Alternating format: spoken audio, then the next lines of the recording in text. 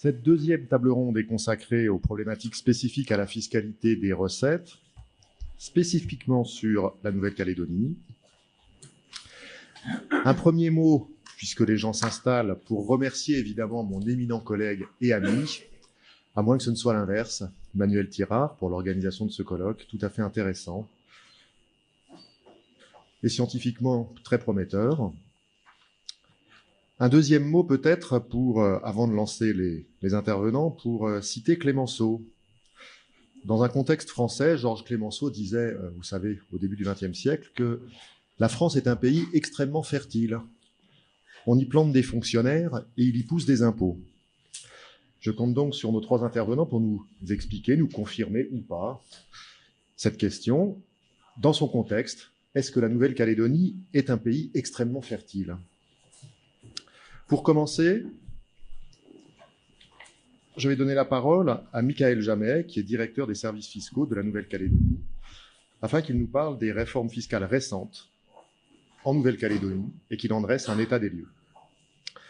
Monsieur Jamet, à vous la parole. Merci, Monsieur Cotte. Tout d'abord, je suis extrêmement heureux d'avoir été invité à participer à ce colloque, qui est, à mon sens, effectivement important et intéressant. Merci à tous d'être ici. Alors, je vais essayer de vous présenter un bref aperçu des réformes fiscales qui ont eu lieu ces dernières années. Je vais volontairement me limiter à celles engagées depuis 2014, c'est-à-dire sur les 3 dernières années.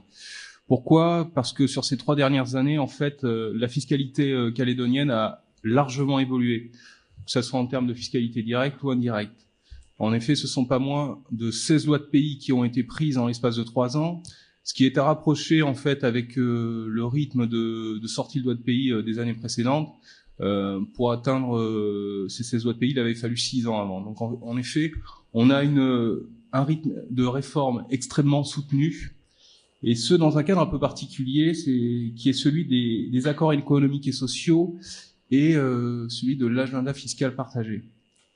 Donc, je ne sais pas, vous vous en souvenez peut-être, à la suite d'une manifestation qui rassemblait près de 30 000 Calédoniens en 2011, à l'initiative d'une intersyndicale, le préambule des accords économiques et sociaux a été signé en octobre par l'État, les formations politiques du Congrès et les organisations syndicales de salariés.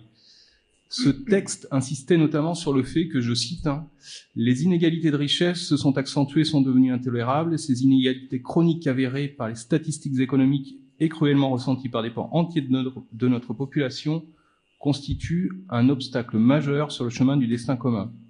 Ce préambule a été complété le 12 juin 2012 par des accords économiques et sociaux.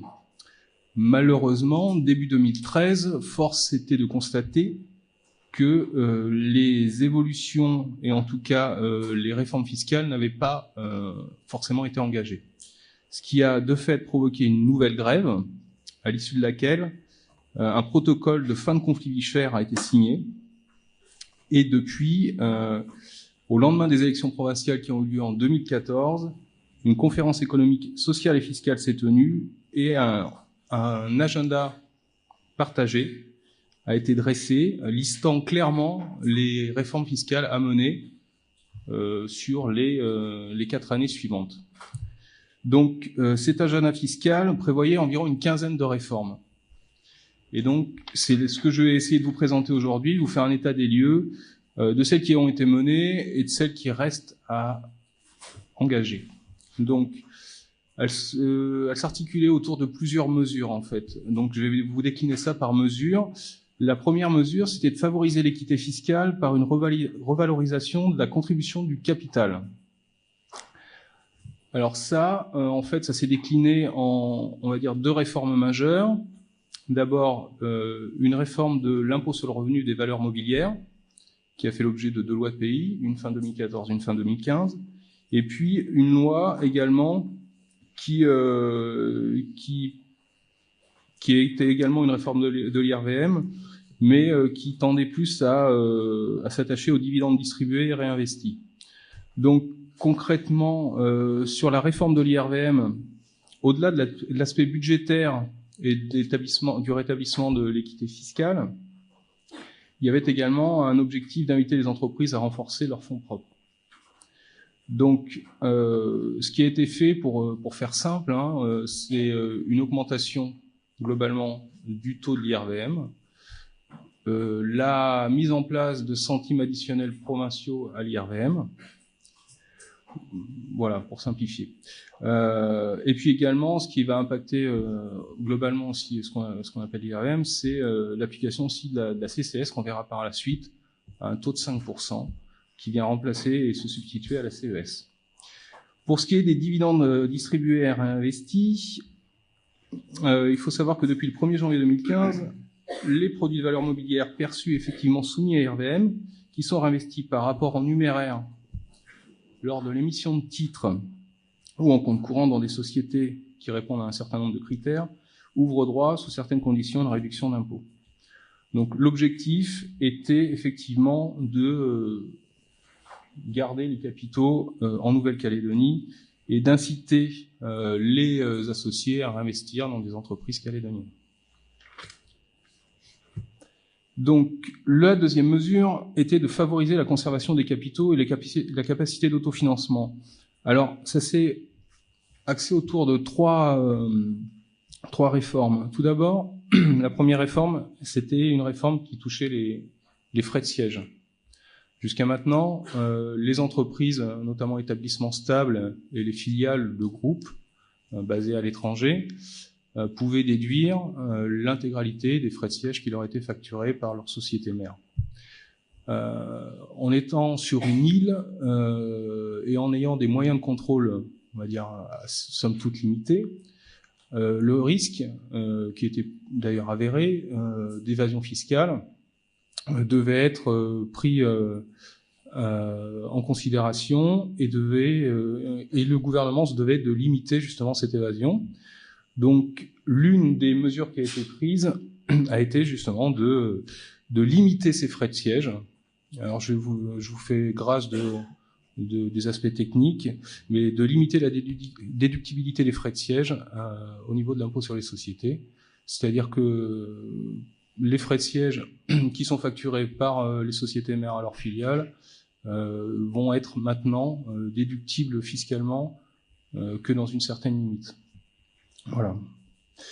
Ensuite, autre pan pour favoriser la conservation des capitaux, en tout cas essayer de faire que les entreprises conservent les capitaux plutôt que de les distribuer, ça a été l'instauration d'une contribution additionnelle à l'impôt sur les sociétés.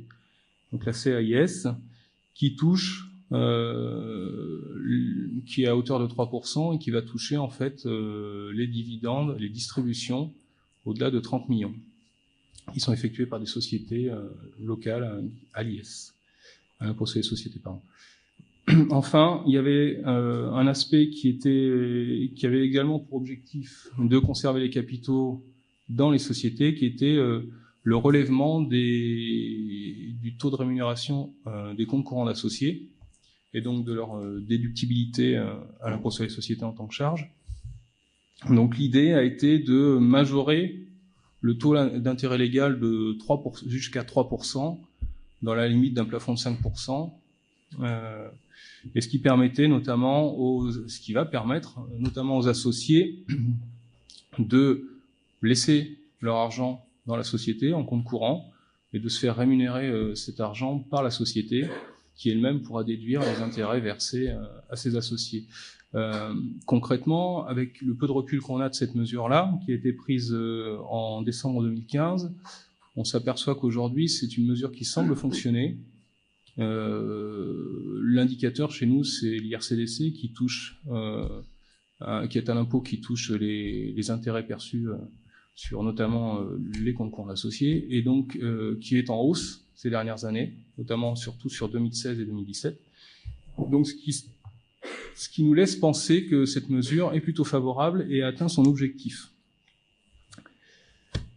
La troisième mesure, qui était de favoriser l'accession à la propriété en exonérant de taxes communales d'aménagement les primo-accédants. Alors, avec la thématique d'aujourd'hui, il n'y a pas forcément de lien, mais ça fait partie des réformes de l'agenda fiscal partagé. L'idée, donc c'est une loi qui a été prise en décembre 2014, était d'exonérer les primo-accédants de cette taxe communale d'aménagement.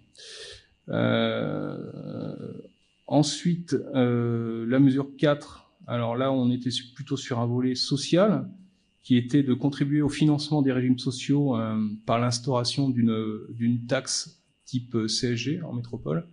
Donc ça a été l'instauration de la CCS, Contribution calédonienne de solidarité, qui est venue se substituer à la CES et qui a en fait un panel beaucoup plus large, puisqu'elle va toucher à la fois les salaires, les revenus fonciers, mais également les dividendes, donc à des taux variables.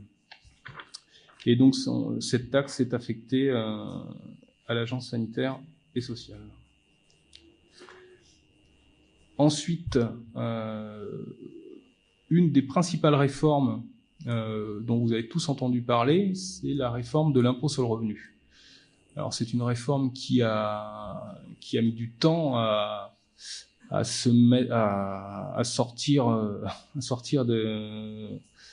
des services fiscaux, parce qu'effectivement un certain nombre de pistes avaient été envisagées. De nombreuses discussions ont tourné autour de cet impôt. In fine, pour aboutir à une mesure somme toute assez simple, qui avait pour objectif de diminuer la pression fiscale sur les classes moyennes et donc de leur redonner du pouvoir d'achat. Et l'option qui a été prise est une option qui n'a pas été celle de revoir les tranches, etc. Elle était, on va dire, plus simple entre guillemets. Ça a été de plafonner le quotient familial à hauteur de 300 000 francs par demi-part supplémentaire, ce qui globalement touchait à peu près 3,5% des foyers fiscaux de la Nouvelle-Calédonie, environ 3600 foyers, ce qui générait un gain budgétaire pour la Nouvelle-Calédonie de 1,4 milliard. Et ce gain budgétaire, il a été redistribué grâce à la création d'une réduction d'impôt redistributive.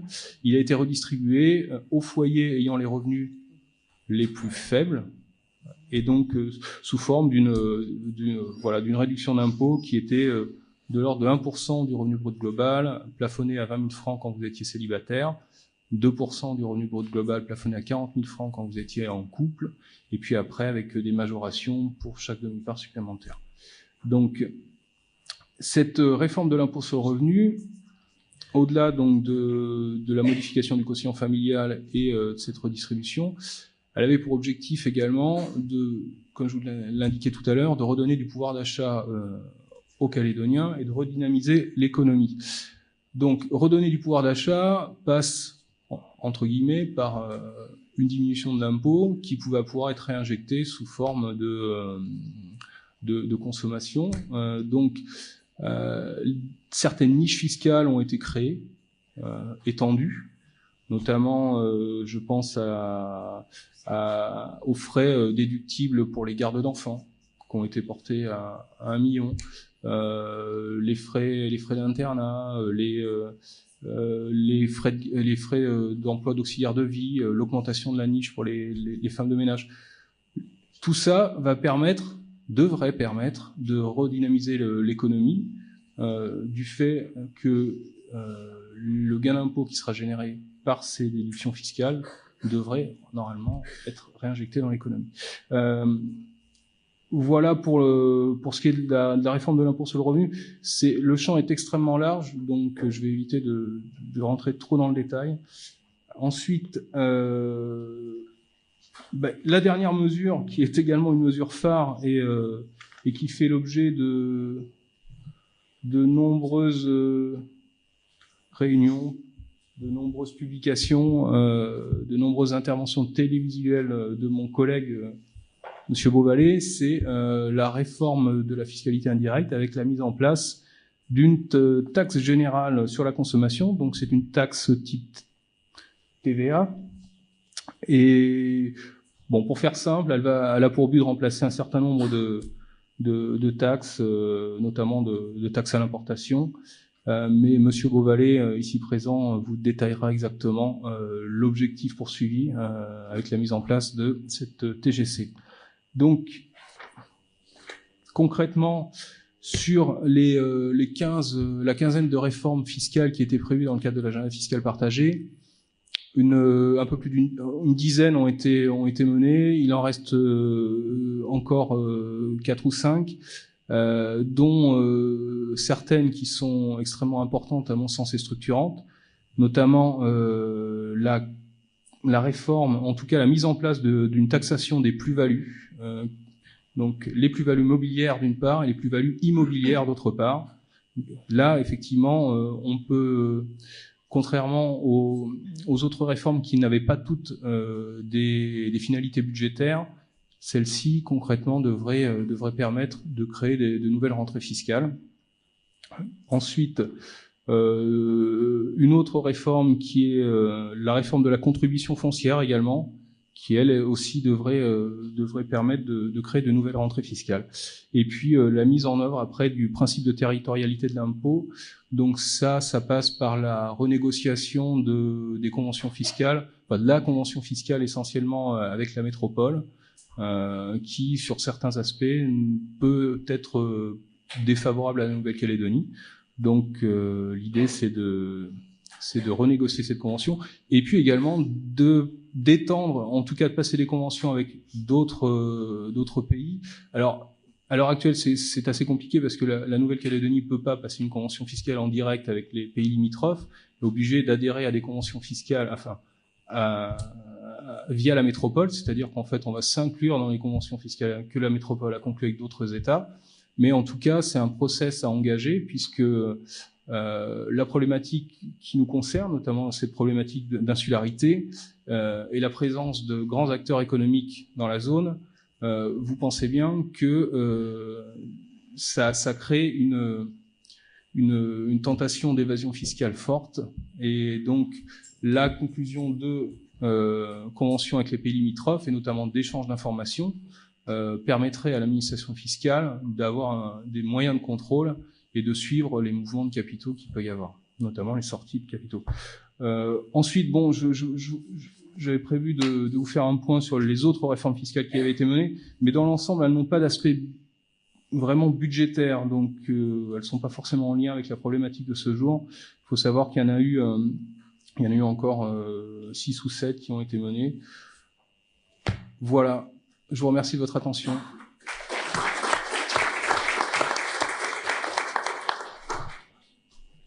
Monsieur Jamet, merci pour ce panorama très complet et dans les délais de la fiscalité, de l'évolution de la fiscalité en Nouvelle-Calédonie. La parole est maintenant à Monsieur Beauvalet. Vous avez besoin du PowerPoint Non. Vous pouvez donc rester à votre place. Monsieur Beauvalet, qui représente lui aussi l'administration, qui est venu en force aujourd'hui pour nous présenter les réformes fiscales et qui va intervenir sur la taxe générale sur la consommation. Oui, merci. Bonjour à tous. Je vais commencer par sacrifier au rituel de la matinée pour remercier Emmanuel de cette invitation et de l'association à ce colloque. Je vais vous parler de la TGC, mais je ne vais pas faire comme je le fais habituellement dans d'autres enceintes, décrire les mécanismes et la manière dont ça fonctionne. Je vais essayer de cadrer avec le sujet général du jour et voir dans quelle mesure la TGC pourrait constituer un remède à la crise des finances publiques, si tant est que, parce que j'ai compris ce matin qu'il y avait débat pour savoir s'il y avait ou pas crise des finances publiques. On va réputer qu'il y a crise et on va essayer de voir dans quelle mesure la TGC pourrait constituer un remède à cette crise. Alors pour commencer, je vais partir d'un plan très général pour faire le constat suivant, c'est que la TVA, qui a été inventée en France, comme chacun sait, en 1954, et c'était à cette époque d'ailleurs que l'acronyme TVA avait été décliné sous la forme de tout va augmenter. Donc je ne sais pas, le concours est ouvert pour savoir ce qu'on pourrait faire avec la TGC, avec le même esprit poujadiste. Je pense qu'on doit pouvoir trouver des inventions assez intéressantes. Donc ce petit panorama mondial, en fait, pour voir que cet impôt qui a été créé donc il y a 60 ans en France, endroit où effectivement on a planté des fonctionnaires et où il a poussé des impôts, dont certains ont connu une fortune assez intéressante, la TVA notamment, puisqu'aujourd'hui l'OCDE recense pas moins de 166 pays dans lesquels une TVA est en place. Et donc effectivement il y a une sorte de vague de fond. Alors on peut se pencher sur les raisons qui expliquent ce succès, et la première c'est que la TVA constitue aujourd'hui vraisemblablement l'instrument de rendement budgétaire le plus intéressant qui soit pour un gouvernement. Et c'est d'autant plus vrai en période de crise économique. Aujourd'hui, on peut considérer que le lien qui peut être fait entre TVA et crise des finances publiques est une sorte d'évidence planétaire en définitive, puisque on sait que cet impôt est devenu l'élément principal de toutes les politiques fiscales dans ce contexte de crise économique. On verra dans un premier temps pourquoi cet impôt est à ce point prisé pour générer des recettes fiscales, notamment en période de crise économique. Et on verra dans un deuxième temps que la Nouvelle-Calédonie, qui à son tour vient grossir le nom de la liste, grossir de son nom la liste des pays qui ont en place une TVA, fait un peu figure d'exception en fait dans ce contexte international, puisque on verra qu'ici les objectifs qui sont poursuivis ne sont pas nécessairement et essentiellement de nature budgétaire. Donc ça sera le deuxième temps. Et puis dans un troisième temps, on essaiera de faire un peu plus de prospective et de montrer comment cet impôt, aujourd'hui en place à moitié, puisque nous sommes dans une période de transition, mais qui devrait normalement être en place de manière définitive à compter du 1er juillet de l'année prochaine, constitue un élément nouveau et assez structurant du paysage fiscal du territoire. Et on verra dans quelle mesure ce nouvel instrument pourra, le cas échéant, être utilisé dans le futur. Mais pour commencer, je vous propose donc de nous attarder sur les raisons de ce succès mondial de la TVA. Alors, avant de pouvoir appréhender ces raisons, il faut peut-être rappeler assez brièvement quelles sont les caractéristiques de cet impôt, les caractéristiques très générales, hein, je ne vais pas rentrer dans le détail, parce que c'est à partir de ces caractéristiques-là qu'en fait on pourra mesurer l'intérêt qu'il peut y avoir de recourir à ce type d'instrument dans le cadre des politiques fiscales contemporaines. Premier élément qu'il convient de rappeler, c'est que la TVA, contrairement à ce que son nom indique, n'est pas un impôt sur la valeur ajoutée, puisque au niveau macroéconomique, en tout cas, il y a tout un tas d'éléments qui figurent dans la quantification de la valeur ajoutée et qui ne sont pas soumis à la taxe. Je prends pour exemple les investissements et aussi les exportations. Et donc déjà, on voit qu'au niveau macroéconomique, il ne s'agit pas d'un impôt sur la valeur ajoutée, mais tout ça a une explication très rationnelle, c'est qu'il s'agit en fait d'un impôt sur la consommation. Alors c'est un impôt sur la consommation finale des ménages, des administrations, mais aussi dans une moindre mesure quand on examine le rendement de la TVA, d'un système de TVA, on a également une part de ce rendement qui est attribuée à certaines consommations intermédiaires des acteurs économiques, des entreprises qui ne peuvent pas déduire la taxe qu'elles supportent sur leurs dépenses et qui se trouvent de la même manière qu'un consommateur final à être le redevable final de cet impôt. Donc voilà pour cette première caractéristique. La deuxième caractéristique, c'est en fait ce qui constitue la particularité de cet impôt. On a un impôt sur la consommation, mais aussi on a un impôt qui est général. On pourrait, c'est le cas encore dans certains endroits du monde, taxer la consommation au stade où elle intervient, c'est-à-dire au stade du détaillant, celui qui va être en relation avec le consommateur final. C'est pas le principe de la TVA, et c'est aussi ça, en quelque sorte, la valeur ajoutée, si j'ose m'exprimer ainsi, de cet impôt lorsqu'il a été inventé. On collecte la TVA selon un mode qui est très particulier, qui s'appelle le mécanisme des paiements fractionnés, qui consiste pour chaque opérateur économique de la chaîne de valeur à collecter d'un côté l'impôt qu'il va liquider sur son chiffre d'affaires et à déduire la taxe qu'il aura lui-même supportée sur les dépenses engagées pour la réalisation de ce chiffre d'affaires, et à reverser en définitive que la différence entre ces deux montants au trésor public. On parle là de fraction de taxe en fait, et lorsqu'on décompose le circuit d'un bien dans le processus économique, on s'aperçoit que la totalité des fractions d'impôts qui sont ainsi acquittées par les opérateurs économiques correspond au montant qui est en définitive supporté par le consommateur final. Ce mécanisme des paiements fractionnés, il donne à cet impôt sa principale caractéristique. La principale caractéristique de la TVA, c'est sa neutralité dans les circuits économiques. Du fait de ce mécanisme de collecte, on a dans les entreprises la collecte de la TVA qui se fait dans des comptes de tiers et qui n'a pas d'incidence sur les comptes de résultats. On verra que cette caractéristique-là en particulier, dans le contexte spécifique de la Nouvelle-Calédonie, est assez intéressante. On a également une autre raison qui explique le succès de cet impôt, c'est le coût d'intervention très limité, puisque le mécanisme des paiements fractionnés le contient en germe. En fait, l'impôt, il est collecté par les entreprises. En fait, les gouvernements ne font que déléguer le recouvrement de l'impôt aux entreprises qui le collectent pour le compte des finances publiques. Et donc, cette caractéristique permet d'avoir un coût d'intervention qui est généralement très limité. Et nous avons un impôt qui, généralement, produit un rendement extrêmement satisfaisant, avec un coût d'intervention très limité. Ce qui en fait, évidemment, pour les gouvernements, un attrait tout particulier. Et puis, dernier élément, et il y en a d'autres, hein, bien sûr, quand on est comme moi un supporter de cet impôt, dernier élément qui est très intéressant, c'est celui de son côté, son caractère indolore. Vous savez que la TVA, c'est un impôt qui a cette caractéristique de pouvoir générer des recettes considérables avec des augmentations très limitées de taux. Je prends l'exemple de la France.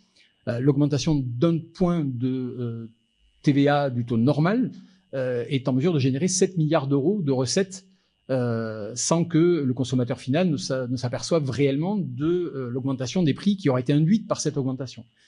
Évidemment, quand on est dans la place des décideurs publics et qu'on a le choix dans sa politique fiscale pour générer 7 milliards de recettes entre l'augmentation d'un point de TVA et l'augmentation de l'IR, par exemple, pour générer la même recette, je pense que on a vite fait le calcul qu'il y aura vraisemblablement moins de dommages collatéraux en termes politiques en usant du levier de la TVA plutôt qu'en usant du levier de l'impôt sur le revenu qui va, pour le coup, se faire sentir beaucoup plus difficilement pour les contribuables.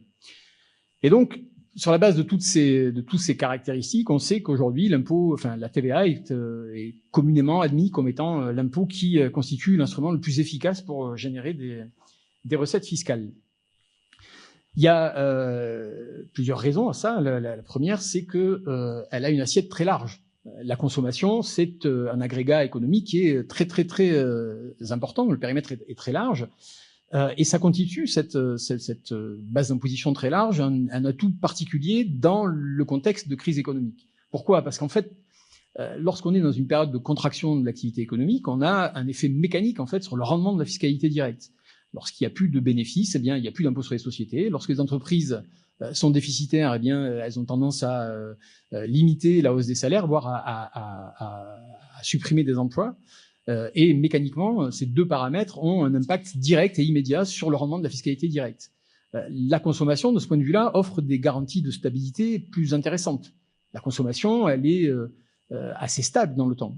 Il y a deux raisons à cela. La première, c'est que la consommation est pour une grande partie incompressible, et donc, y compris lorsque le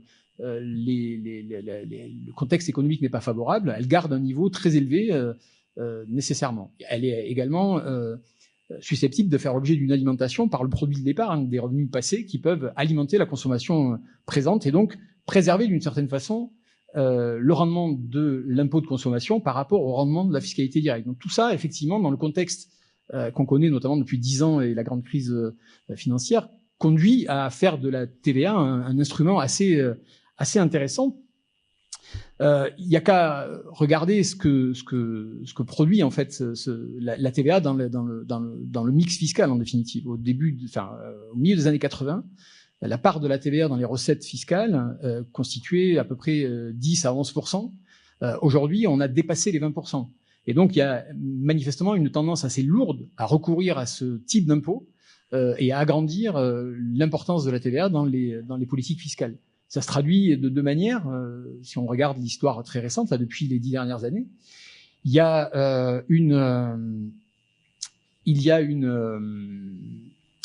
une tendance à la hausse des taux. C'est ce qu'on a pu mesurer au sein de l'Union européenne, notamment en France, où on a créé un taux intermédiaire entre le taux réduit et le taux normal. Il y a quelque chose qui est un exemple assez emblématique en fait du lien qu'on peut faire entre la TVA et la crise des finances publiques. C'est l'exemple de la Pologne. En Pologne, il y a un mécanisme qui fait que dès que le pays est sur le point de dépasser en fait le fameux pourcentage de 3% de déficit dans son PIB, eh bien mécaniquement, les taux de TVA augmentent pour venir apporter les recettes budgétaires qui permettent d'éviter ce dépassement. Donc là, on a comme une évidence le lien qui peut être fait entre la TVA et la crise des finances publiques.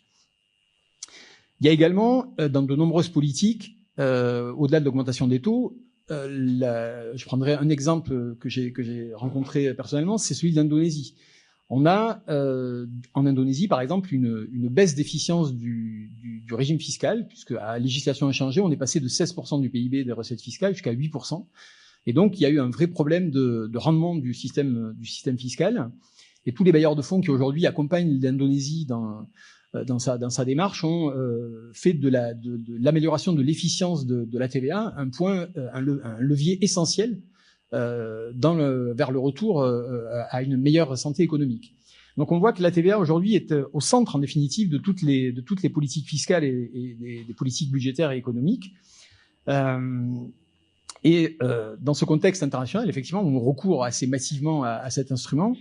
Il est intéressant de noter que, et c'est le deuxième temps que je voulais voir avec vous, que en Nouvelle-Calédonie, en fait, on a une approche qui est un peu différente. Elle est un peu différente puisque depuis le début des années 2000, où on a commencé à évoquer le recours à la TVA comme une issue assez souhaitable en fait de l'orientation de la politique fiscale du territoire, on a toujours présenté la TVA sous la forme d'un instrument de modernisation en fait de notre système fiscal, et on l'a rarement présenté comme un instrument de rendement budgétaire. Et c'est encore plus vrai vraisemblablement de ce projet, celui de la TGC, dans lequel on est en plein, parce que si on regarde les objectifs spécifiques qui ont été assignés plutôt à cette réforme par les signataires de l'agenda partagé, Michael en parlait tout à l'heure, c'est vraiment le cahier des charges en définitive de la réforme fiscale présente et encore à venir. On a plusieurs objectifs, dont le premier est d'assurer la neutralité budgétaire de l'évolution. C'est-à-dire qu'on va supprimer des taxes, il y en a 7, pour la remplacer par une taxe unique. Donc on va simplifier effectivement le dispositif, mais on a cette obligation en fait d'assurer un rendement équivalent aux taxes supprimées. Alors un rendement équivalent aux taxes supprimées, ça veut dire qu'on a à un moment du processus posé la question de savoir si on ne devait pas utiliser cet instrument de rendement efficace qu'est la TVA pour profiter en quelque sorte de cette opportunité pour augmenter les rentrées fiscales, notamment pour faire face à des défis qui ont été exposés ce matin, celui de la croissance des dépenses de santé par exemple. On sait qu'il y a une difficulté de financement des régimes sociaux, et on aurait très bien pu imaginer, puisqu'on a déjà en tête ce mécanisme de TVA sociale, on aurait pu imaginer que la TVA soit le levier qui permettrait justement de répondre à ces défis de financement de la protection sociale. C'est pas le choix qui a été fait. Le choix qui a été fait, il est très clair, et il est dicté par un deuxième objectif. Ce deuxième objectif assigné à cette réforme, c'est la maîtrise des prix. Je vous rappelle que, comme le disait Michael tout à l'heure, nous sommes ici en quelque sorte dans la suite des questions de vie chère telles qu'elles se sont posées au cours des dernières années. Et donc le deuxième objectif qui nous a été assigné, c'est celui de faire baisser les prix. Et donc on voit bien que dans un contexte comme celui-ci, utiliser la TVA pour augmenter les recettes fiscales irait à l'encontre de cet objectif-là. Alors vous allez dire, baisser les prix en taxant la consommation, ça peut paraître quelque chose d'assez difficile à soutenir, mais il faut savoir aussi, et vous l'avez tous en tête, que cette réforme s'est accompagnée de travaux sur ce qu'on appelait la compétitivité des entreprises, qui consiste à diminuer les coûts des entreprises de manière à, prélèvement fiscal identique, à obtenir mécaniquement une baisse des prix.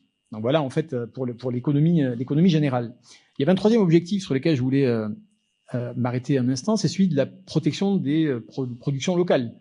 On a dit qu'on supprimait des taxes à l'importation. Alors ces taxes à l'importation, aujourd'hui, elles ont un effet de renchérissement des produits importés et de protection mécanique des productions locales. Et donc c'est le troisième objectif sur lequel on a dû agir.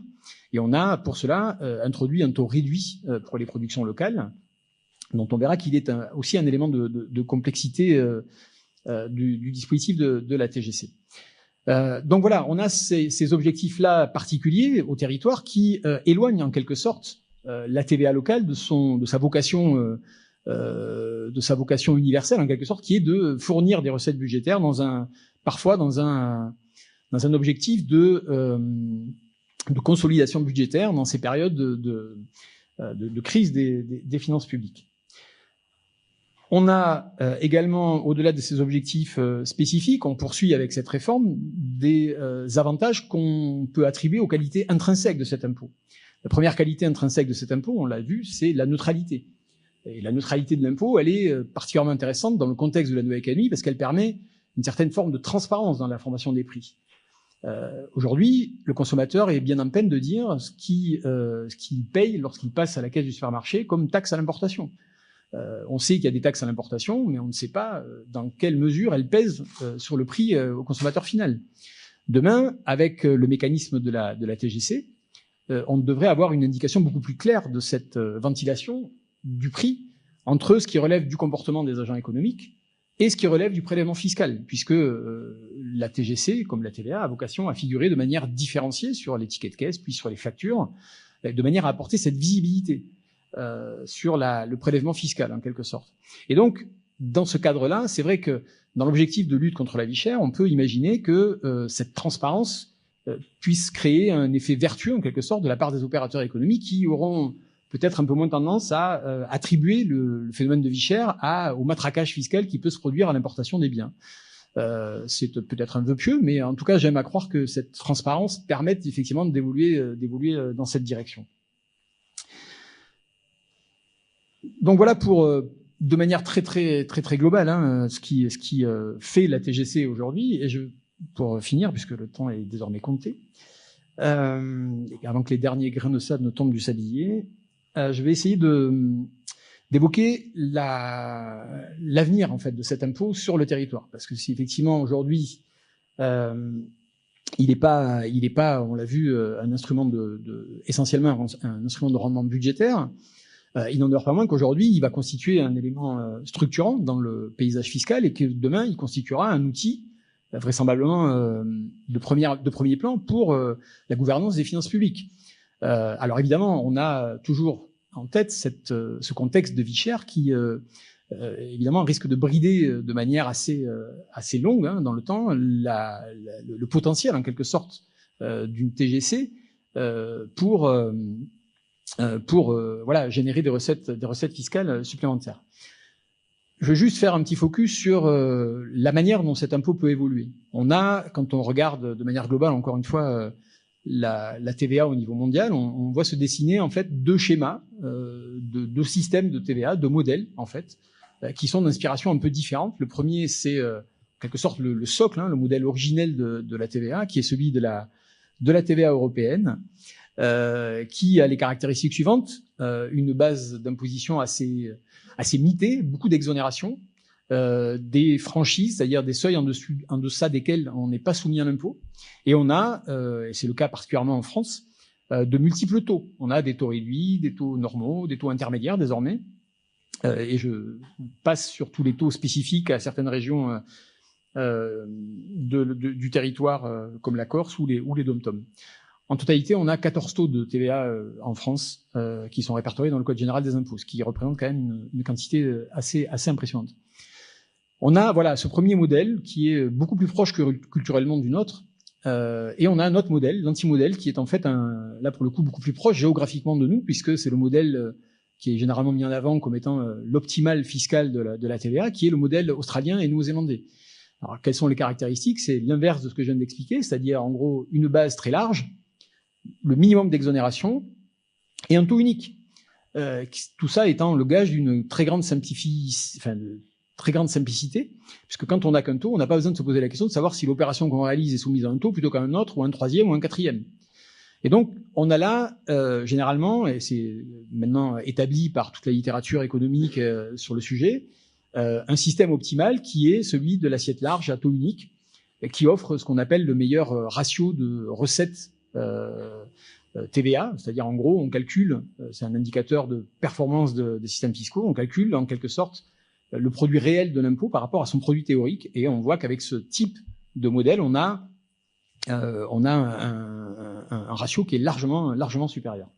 Alors, si on met ça en perspective par rapport à la situation de la Nouvelle-Calédonie, on va s'apercevoir que notre TGC, telle qu'elle a été conçue, elle s'éloigne assez largement de cet idéal et de cet optimal fiscal, puisque on a, notamment sur la question des taux, ça apparaît de manière assez prégnante à ce niveau-là, on a 4 taux. Et donc on voit qu'on est très éloigné de l'optimal de taux unique. Alors, pourquoi on en est passé là? Moi, ma conviction, c'est qu'en fait, c'était un passage obligé pour assurer l'acceptabilité de cet impôt. Il a été dit tout à l'heure qu'il n'y a pas de vote de réforme fiscale, qu'elles sont abandonnées. Ben, celle-là, elle a quand même la particularité, et je pense que c'est utile de le souligner, d'avoir été adoptée à l'unanimité des élus du Congrès. Alors, certes, on dira que, certains pourraient faire une interprétation qui consiste à dire que cette unanimité, en fait, elle est générée par l'absence de choix déterminant. C'est peut-être une analyse. Moi, je serais plus optimiste. Je crois que c'est vraiment le ticket d'entrée à payer pour avoir droit à la TGC et à la TVA locale. Une fois que cette TVA locale, elle est implantée, si on regarde ce qui s'est fait dans les 60 ans d'évolution de la TVA nationale, ou mondiale même, on s'aperçoit qu'en fait, la TVA ne s'est pas faite en un jour. Aujourd'hui, nous, en Nouvelle-Calédonie, on part instruit de toute ce réservoir d'idées que constituent ces 60 ans de pratique au niveau mondial. On part de beaucoup moins loin que ne partaient les pionniers au début des années 50 lorsqu'ils ont bâti la première TVA. Et donc, on a déjà un système qui, même si aujourd'hui, pour des raisons qui tiennent à la spécificité du territoire, un régime assez complexe, je crois qu'on a un instrument qui va s'imposer comme, encore une fois, un levier important des politiques fiscales, mais aussi qui est un levier assez modulable. Il y a des marges d'adaptation qui sont très importantes. Et peut-être que, en tout cas, c'est le souhait que je forme aujourd'hui, c'est que cet impôt évolue dans le temps vers un peu plus d'orthodoxie et tende vers cette optimale fiscale. Alors, on n'arrivera pas tout de suite au taux unique, je pense. C'est pas quelque chose qui soit rapidement envisageable, mais il faut aussi avoir à l'esprit que si on fait de la TVA un impôt qui n'est pas un impôt, un instrument d'intervention dans le champ économique, mais plutôt un instrument de rendement, il faut aussi partir et inverser le principe et considérer que, en générant des ressources fiscales importantes en faisant un système simple, on a aussi on crée un niveau de recettes suffisant pour financer des politiques publiques de manière directe. Et toutes les études, j'en terminerai par là, toutes les études démontrent aujourd'hui que, par exemple, toutes les interventions sous forme de taux réduits, l'exemple de la restauration en France est assez emblématique de ce mécanisme-là. Toutes ces mesures-là sont vouées à l'échec en définitive, puisque qu'est-ce qui s'est passé avec la TVA sur la restauration en France ? Eh bien, on s'aperçoit que le nombre d'emplois qui ont été créés est largement inférieur à ce qui avait été anticipé, que les prix n'ont pas baissé, si ce n'est de manière très marginale, et qu'en définitive, la majeure partie du coût pour les finances publiques nationales, qui était évalué quand même à plus de 3 milliards par an d'euros, a fini dans la poche des restaurateurs. Alors, c'est tant mieux pour eux. Mais d'une certaine façon, on voit bien que là, cette politique d'intervention par les taux est pas du tout pertinente.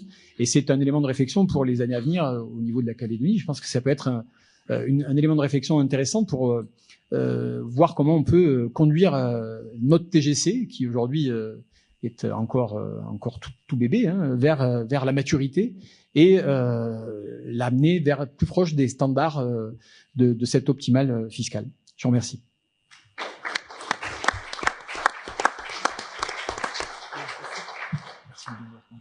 Merci beaucoup, Monsieur Beauvalet, pour cette présentation tout à fait intéressante et surtout très enthousiaste de la TVA. Merci d'avoir rappelé le travail essentiel de Maurice Lauré sur ce point. Vous avez très bien dit à quel point, en fait, la TVA, c'était le meilleur produit d'exportation de la France, puisqu'on a réussi à généraliser son utilisation quasiment au niveau mondial. Sur ce point, on a été très bon, sur d'autres, on est un peu moins. Je vous ai bien entendu. Vous avez dit que la TVA était indolore. C'est peut-être pas forcément tout à fait l'avis de Madame Duval, qui va donc ici représenter le contribuable et peut-être même le consommateur. Madame Duval, conseillère fiscale, qui va discuter ces réformes fiscales en Nouvelle-Calédonie. Merci. Donc, en fait, la présentation que je vais faire va être un peu plus courte, mais ça va être surtout sur l'optique des contribuables, alors essentiellement des opérateurs économiques, d'ailleurs. J'ai moins l'optique du consommateur, mais au niveau des opérateurs économiques, on s'aperçoit que les réformes qui ont été entreprises ont eu des impacts, des impacts psychologiques assez intéressants. Donc effectivement, on s'aperçoit que les réformes qui ont été entreprises sont des réformes qui vont d'une fiscalité qui était une fiscalité d'approche plus vers une fiscalité moderne, et c'est là que je rejoins évidemment Monsieur Beauvalet sur l'aspect moderne de la TVA. Avant les réformes, donc en 2013, je suis allée chercher les chiffres du poids dans les recettes fiscales des principaux impôts. Donc sur les impôts sur le revenu, IS, impôts sur le revenu, RVM, CIS, on avait un poids d'environ 42%. Les droits à l'importation, eux, représentaient 28%, et la TSS environ 10%. Donc ce constat fait qu'aujourd'hui, avec les réformes entreprises, évidemment, les choses vont changer, même si j'imagine que les choses n'ont pas changé de manière très très significative encore, puisque la TGC a été adoptée de manière progressive. Moi, le principal commentaire et le principal reproche que j'aurais à faire à ces réformes, c'est un reproche en fait, le modèle qui a été choisi, c'est un modèle qui se rapproche énormément du modèle français, qui, à mon sens, manque de rigueur en termes de vocation de chaque impôt.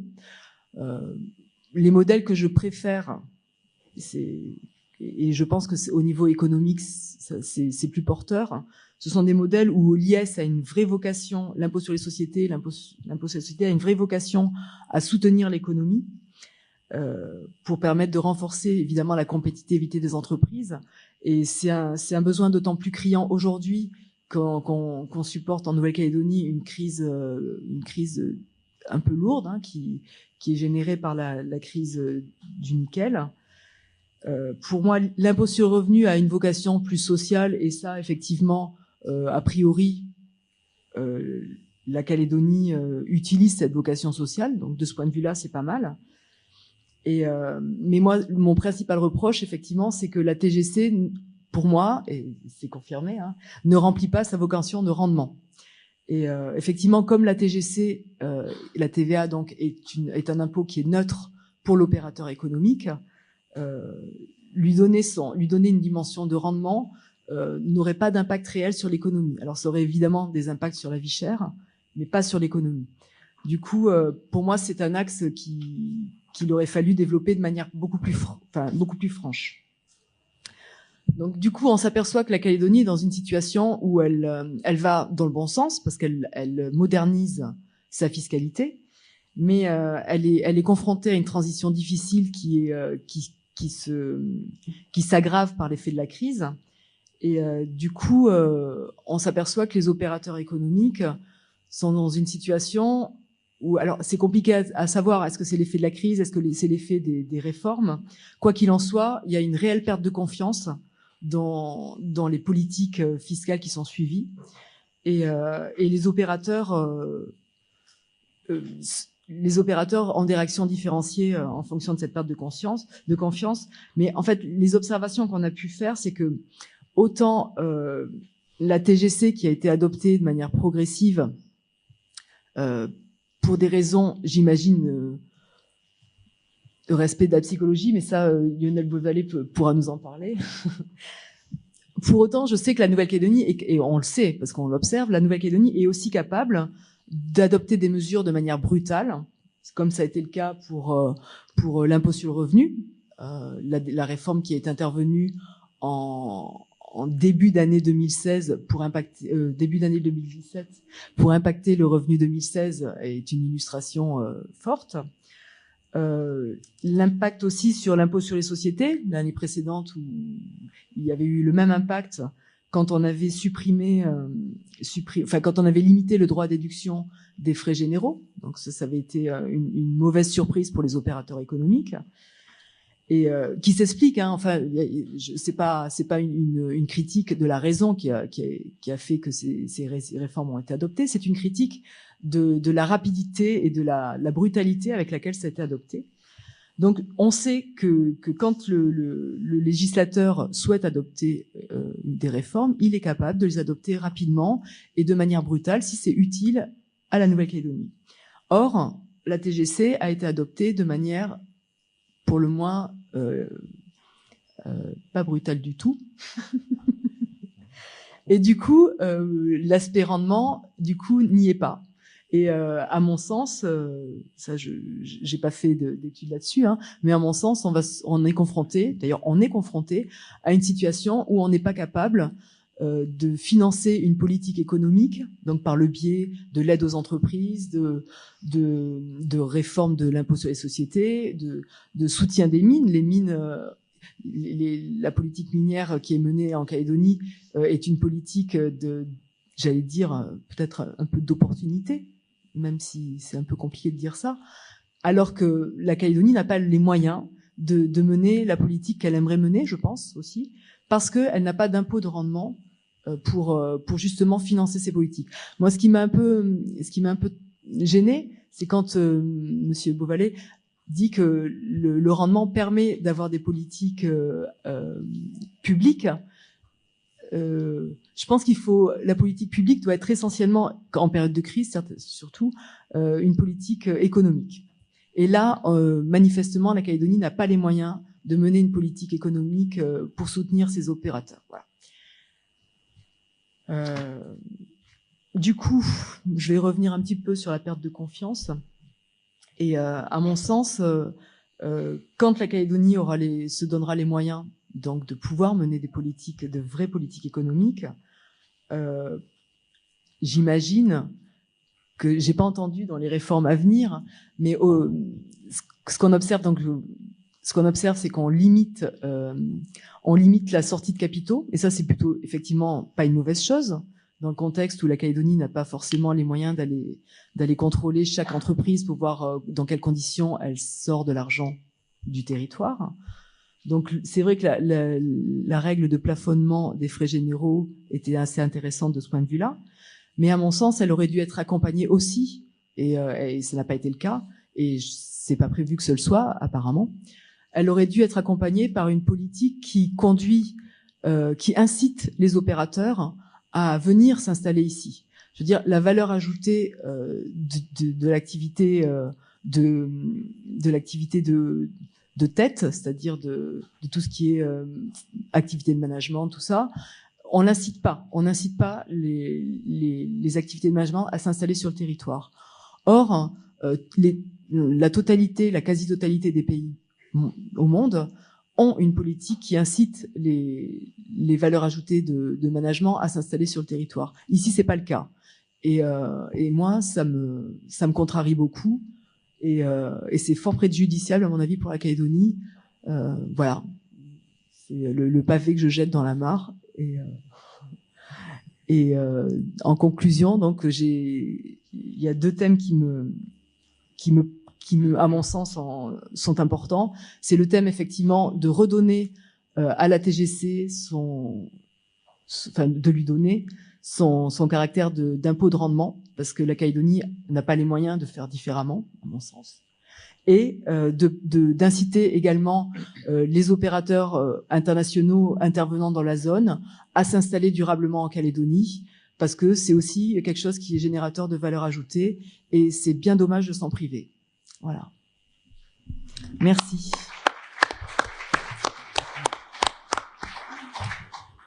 Merci beaucoup. Vous posez toute une série de questions extrêmement pertinentes et vous rétablissez ainsi en peu de temps l'équilibre entre l'administration et le contribuable. Je vous en remercie, je vous en félicite. Moi, je voudrais aller plus loin. Dans le fond, une proposition peut-être un peu iconoclaste. Vous tournez autour, mais pourquoi est-ce qu'il ne faudrait pas supprimer l'IS? Attendez, je précise qu'on ne me prenne pas pour un afro-néolibéral. Vous savez, quand on vient de Nanterre, néolibéral, c'est vraiment une insulte. Non, enfin, taxer le bénéfice de l'entreprise, ça m'a toujours paru complètement aberrant. Le bénéfice de l'entreprise doit être réinvesti, soit dans les salaires, soit dans l'investissement, soit dans la recherche et développement, enfin voilà. Non, taxer le bénéfice distribué, oui. Et pourquoi taxer le bénéfice de l'entreprise? Et dans le fond, il me semble que ça coïnciderait tout à fait avec le cadre de vos propositions. C'est peut-être une première question, si vous souhaitez répondre les uns et les autres. J'imagine que pour vous, ce sera plus difficile. Mais peut-être que les autres intervenants souhaitent prendre la parole sur ce point avant que je donne la parole à la salle. Oui, effectivement. Alors, moi, je suis assez d'accord avec ça. Alors, c'est peut-être un petit peu violent, comme ça, d'envisager une suppression de l'impôt sur les sociétés, l'impôt sur les bénéfices. Mais dans ce sens-là, et la réforme qui me tient vraiment particulièrement à cœur, ce serait une réforme qui consisterait à installer un régime qui permettrait donc aux entreprises de tête de rapatrier des bénéfices qui viennent de l'étranger, sans que ceux-ci soient retaxés ici. Aujourd'hui, c'est pas le cas, et pour moi, c'est une aberration. C'est tout simplement fou de pas faire ça.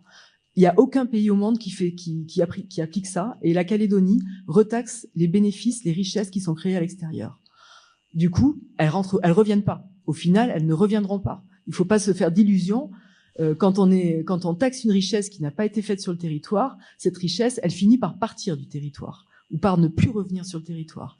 Donc, alors, sans arriver jusqu'à la suppression de l'impôt sur les bénéfices réalisés en Calédonie, je pense que déjà, il faut inciter les opérateurs internationaux à s'installer ici durablement, à rapatrier les richesses qui viennent de l'extérieur et à les laisser ici. Pour moi, c'est essentiel. Oui, pour rebondir sur les propos de Madame Duval, effectivement, je pense que vous faites allusion au régime mère-fille, voilà, effectivement, qui n'existe pas en Nouvelle-Calédonie, si ce n'est pour les entreprises minières, mais donc ce qui limite grandement le champ d'application et ce qui peut montrer son intérêt, effectivement. Sur l'analyse économique de la chose, je partage plutôt votre avis. Effectivement, en créant un régime fiscal favorable, on peut espérer attirer des holdings ici, tête de pont, tête de groupe. Maintenant, effectivement, pour l'instant, c'est pas le cas. Donc peut-être une piste effectivement de réflexion. Après, pour ce qui était de l'entrée en vigueur de la marche de la TGC et qui était selon vous un peu lâche ou un peu molle. L'intérêt de la marche à blanc, je pourrais le développer. Je peux.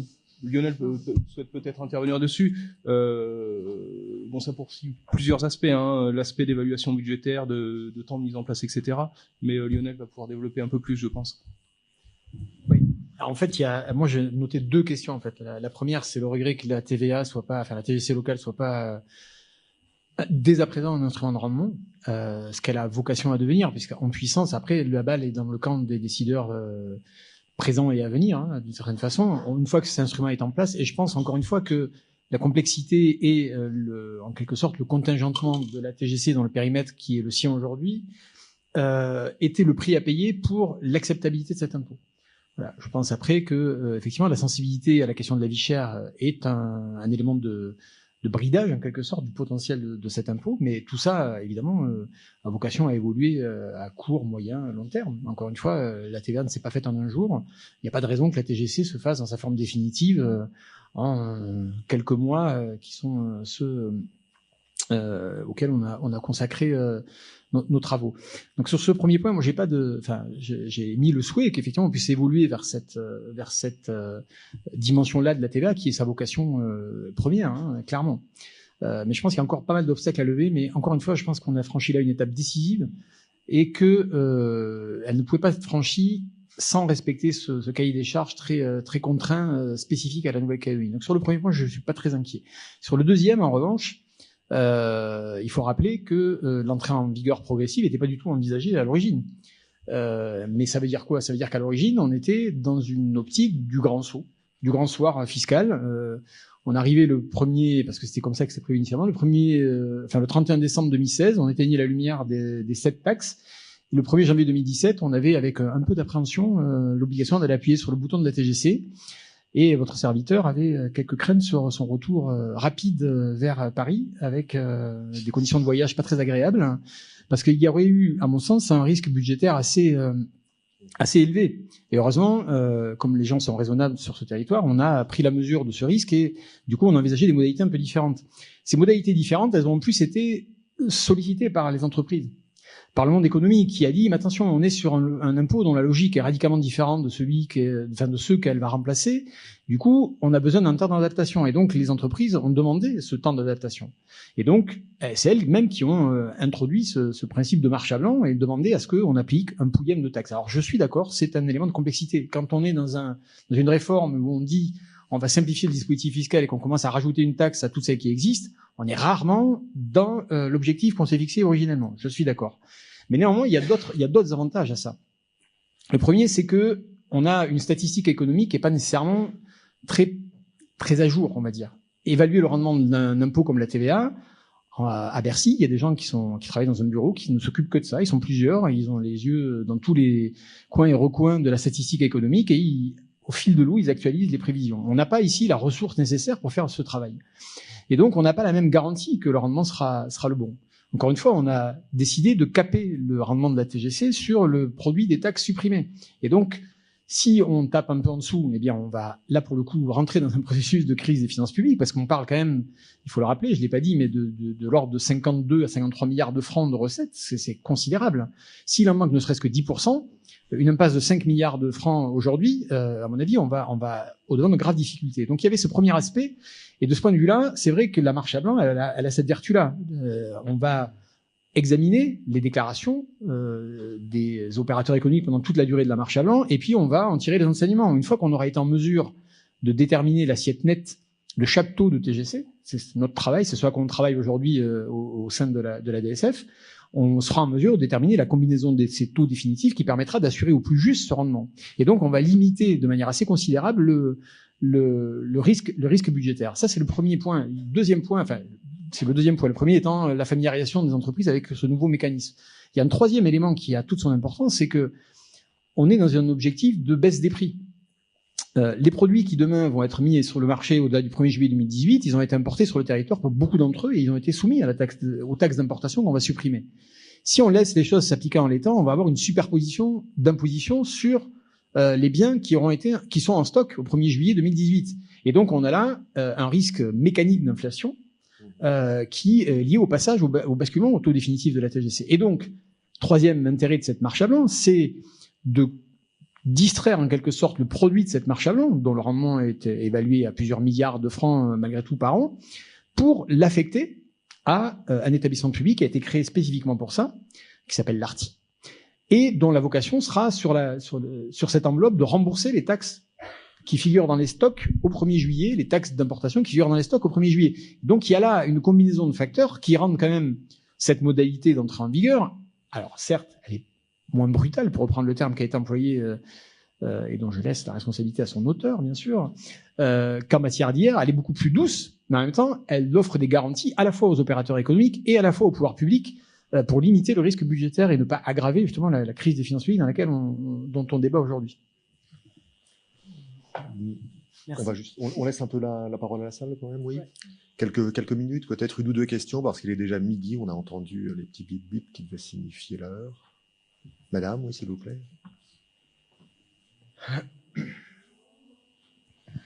Bonjour, je m'appelle Anne-Christine Chimanti, je suis élue à la mairie de Nouméa. C'est une affirmation que Madame Duval a eue et je me pose la question, j'aurais voulu qu'elle me l'explique plus. Quand vous dites que la TGC n'est pas un impôt de rendement, est-ce que vous pouvez expliquer plus comment vous voyez les choses ? Alors, moi, je considère qu'aujourd'hui, telle qu'elle est faite, c'est peu probable qu'elle en soit une. Et puis, Lionel Beauvalet confirme la multiplicité des taux, la multiplicité des exonérations, la multiplicité des régimes fait que ça me paraît compliqué d'en faire un impôt de rendement. On a des exemples, effectivement, l'Australie, où on a un taux unique, une assiette large, c'est basique, ça fonctionne très bien, ça c'est du rendement. Voilà, plus on rend les choses complexes, et il y a des raisons. Enfin, c'est une sorte de constat que je fais. Et plus on rend les choses complexes, moins on assure le rendement. Voilà. Ou alors ça devient compliqué. Si je peux rebondir sur ce point, on a eu cette discussion effectivement au moment des premiers débats sur la TGC. On a aussi eu l'avis du consul général d'Australie sur ce sujet, qui nous a expliqué qu'au moment de l'introduction de la GST en Australie, il y a eu une décision politique qui a été prise, qui était de dire, on a supprimé tout un tas de taxes, on a mis en place la GST au même taux pour tout le monde, et on a dit, il y aura des gagnants, il y aura des perdants. Voilà. Et mais ça sera comme ça. Voilà. Il y a une décision politique forte qui a été prise, et effectivement, aujourd'hui, on sort d'un système, on connaît la complexité, c'est Jean-Pierre Libre qui l'avait évoqué dans son rapport, on a 700 000 combinaisons de taxation possibles à l'importation. Je pense qu'il serait assez criminel de passer de 700 000 combinaisons à une seule. Et donc, il y a cette période de transition, d'une certaine façon. Alors, ça sera peut-être une transition très très longue, parce qu'on ne va pas nécessairement aboutir, ne serait-ce même à long terme, à un taux unique. Non, il y aura peut-être des convergences qui vont s'opérer. Et déjà, je pense que c'est un élément fort qui fait que, alors on peut pas dire que la TGC est pas un instrument de rendement, parce qu'on peut très bien avoir un rendement important avec une législation complexe. L'un n'est pas exclusif de l'autre. Mais là où l'analyse, en quelque sorte, des 60 ans d'histoire de la TVA au niveau mondial nous apporte des garanties, c'est que effectivement, on a un meilleur ratio de recettes de TVA lorsqu'on a un système qui correspond aux caractéristiques que j'ai évoquées tout à l'heure, à savoir une base très large et un taux unique. Mais c'est pas nécessairement parce qu'on n'a pas ces caractéristiques-là qu'on n'a pas un impôt de rendement. On a juste un impôt de rendement qui a une législation plus complexe, qui comporte des coûts de conformité pour les entreprises qui sont autrement plus importants, puisqu'encore une fois, c'est des entreprises qui collectent l'impôt, et quand elles ont à se poser des questions de savoir si elles sont exonérées ou pas, si elles sont soumises au taux réduit, au taux normal, au taux spécifique ou au taux supérieur, évidemment qu'il y a une plus grande difficulté dans la collecte de l'impôt, et évidemment que ça augmente ce qu'on appelle les coûts de conformité ou de compliance en anglais, de la gestion de l'impôt. Mais c'est pas pour autant que c'est pas un impôt de rendement. La preuve en est, c'est que un rendement, le rendement de la TGC, on escompte qu'il soit celui des taxes qu'on supprime. Donc il y a bien un rendement. Il y a bien un rendement. Et quand même, demain, on voudrait générer un rendement supplémentaire. Il suffirait d'augmenter, parce qu'on aura effectivement, à l'issue de la marche à blanc, on devrait avoir une visibilité assez claire de ce que rapporte un point de chacun des 4 taux qui sont mis en place. Et donc, si demain, on veut avoir un effet mécanique, en quelque sorte, sur les recettes budgétaires, on peut très bien augmenter un taux. Mais c'est vrai que dans l'économie générale de la TGC, on a cette complexité qui n'est pas celle de l'optimal fiscal, mais qui, néanmoins, n'est pas exclusive d'un certain rendement fiscal. Oui, alors quand je parlais de rendement, moi, effectivement, dans mon idée, on était plus près du rendement, d'augmenter le rendement de la taxe de la TGC pour effectivement se donner les moyens après de baisser du coup le rendement des impôts sur les bénéfices des entreprises. Voilà. C'est en ça que pour moi il y a pas assez de rendement, mais en même temps c'est pas la politique que la Calédonie a choisi de suivre aujourd'hui. Si je peux rebondir une nouvelle fois encore, mais je suis désolé, mais je pense que ce qui vient d'être dit est intéressant, parce qu'en définitive, on a aujourd'hui un instrument qui s'appelle la TGC, et si demain, dans la gouvernance des finances publiques de ce territoire, on décide que il faut augmenter la part de la TGC dans le mix fiscal et supprimer l'impôt sur les sociétés pour être iconoclaste, eh bien on pourra le faire, le cas échéant. C'est une décision politique, sans augmenter la pression globale, parce que les effets de l'impôt direct et les effets de l'impôt indirect ne sont pas les mêmes sur l'économie. Donc on a, avec cet outil nouveau créé, qu'est la TGC, un champ des possibles beaucoup plus intéressant que celui qu'on a aujourd'hui. Aujourd'hui, augmenter les taxes à l'importation, ça présente un caractère assez simple, voire simpliste même, j'ai envie de dire. Et avec la TGC, on a quand même un instrument qui est autrement plus subtil de régulation et par la politique fiscale. Donc je pense qu'on a là, encore une fois, la TVA ne s'est pas faire en un jour, et je pense que la TGC a encore j'espère en tout cas, de longues années devant elle pour évoluer dans un sens plus orthodoxe. Je me permets de compléter la réponse, parce qu'il y a un élément qu'évidemment les gens de l'administration ne peuvent pas dire, mais qu'un universitaire peut peut-être se permettre de proférer, quand c'est presque une insulte. Rendement, ça vise aussi le fait que le politique intervient pas. Vous avez des exonérations, vous avez des taux multiples. En termes financiers, on appelle ça une menace sur le rendement de l'impôt. Voilà. Ça fragilise la crédibilité pour l'opérateur, finalement. C'est pas simple. Le système est beaucoup trop complexe pour assurer une confiance. Là, on a une réelle perte de confiance aujourd'hui par cette complexité. Très bien. Une dernière question. Je suis incapable de choisir. Je vais laisser le micro choisir pour moi.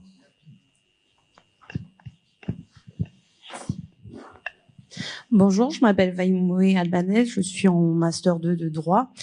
Et tout à l'heure, vous parliez d'impôts, de supprimer des impôts pour qu'ils aient une vocation à soutenir l'économie.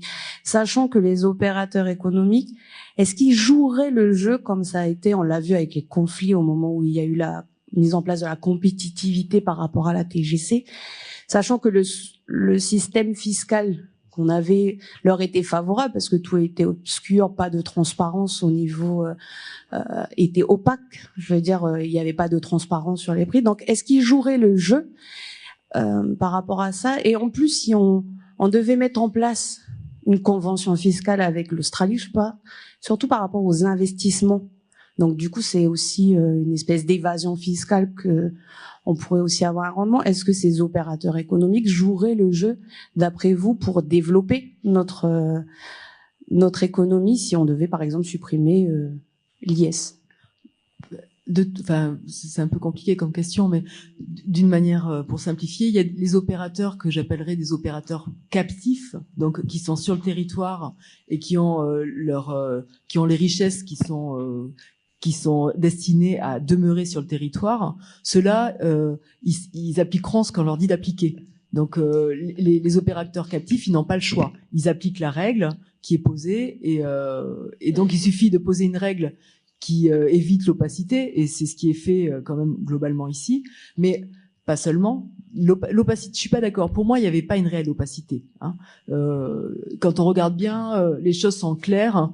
L'opacité, c'est plus quelque chose qui relève pour moi, c'est du discours, de la démagogie. Hein. Il n'y a pas d'opacité. Excusez-moi.